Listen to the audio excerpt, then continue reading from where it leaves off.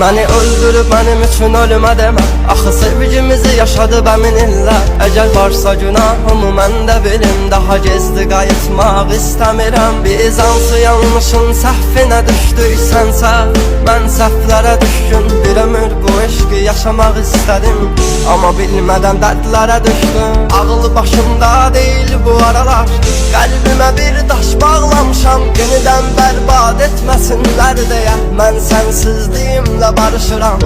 Nələr oldu nələr səndən sonra. O qapını mən açmadım heç kimə. Nə sən varsa nə də ki yalan var. Sayarsan üzürlü mən yoxam incimə.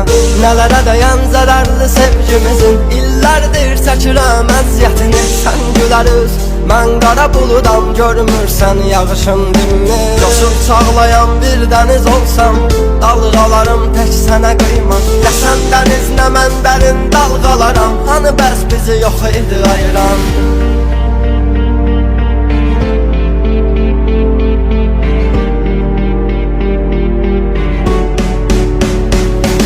Məni öldürüb mənim üçün ölümə demə. Axı sevgimizi yaşadı bəmin illər. Əgər varsa günahımı mən də bilim. Daha gezdi qayıtmaq istəmirəm. Biz hansı yanlışın səhvinə düşdüysənsə, mən səhvlərə düşkün bir ömür bu eşqi yaşamaq istədim. Amma bilmədən dərdlərə düşdüm. Qaç məndən, qala bilsən qal yanımda. Kim dərdinə dərmanmış, mən dərdinə ölərkən hissini gizləmisən. Sən bilməzsən, necə xəbərin olsun məndən.